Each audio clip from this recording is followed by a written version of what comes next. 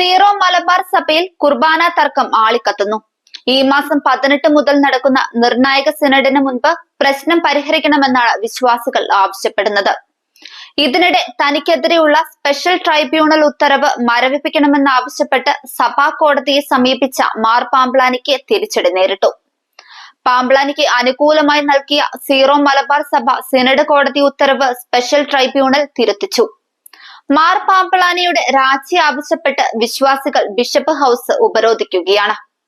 ഇതിനിടെ ജനാഭിമുഖ കുർബാനയ്ക്കായി അൽമായ സിനഡ് എന്ന പേരിൽ യോഗം കൂടാൻ ഒരുങ്ങുകയാണ് വിമത വിഭാഗം. ഈ കോലാഹലങ്ങൾക്കിടയിൽ സ്പെഷ്യൽ കോടതി അംഗം ഫാദർ ഗർവാവസസ് രാജിവെച്ചു. ശാന്തമായ കുർബാന തർക്കം വീണ്ടും തെരുവിലേക്ക് നീങ്ങുകയാണ്.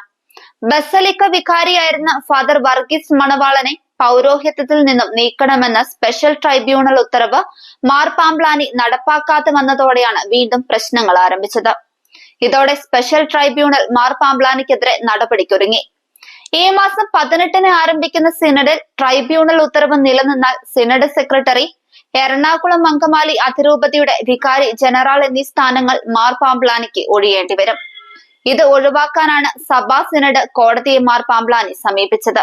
പെർമനന്റ് സിനഡ് അംഗവും കോട്ടയം അതിരൂപത മെത്രാപോലീത്തയുമായ മാർ മാത്യു മൂലക്കാട്ട് മുഖ്യ ജഡ്ജിയായ കോടതി മാർ പാംബ്ലാനിക്കെതിരായ നടപടികൾ നിർത്തിവെക്കാൻ സ്പെഷ്യൽ ട്രൈബ്യൂണലിനോട് ആവശ്യപ്പെട്ടു.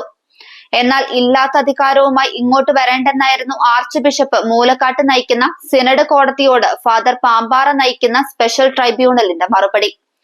ഒപ്പം മാർ പാംബ്ലാനിക്ക് അനുകൂലമായി ഇറക്കിയ ഉത്തരവ് പിൻവലിക്കാനും സ്പെഷ്യൽ ട്രൈബ്യൂണൽ സിനഡ് കോടതിയോട് ആവശ്യപ്പെട്ടു. ഒപ്പം വത്തിക്കാനെ സമീപിക്കുമെന്നും സ്പെഷ്യൽ ട്രൈബ്യൂണൽ നിലപാടെടുത്തതോടെ സിനഡ് കോടതി പാംബ്ലാനി അനുകൂല ഉത്തരവ് പിൻവലിച്ചു. അതേസമയം പാംബ്ലാനിയുടെ രാജി ആവശ്യപ്പെട്ട് വിശ്വാസികൾ അതിരൂപത ആസ്ഥാനത്ത് സമരം ചെയ്യുകയാണ്. സമരം 2ാം ദിവസത്തിലേക്ക് കടന്നു.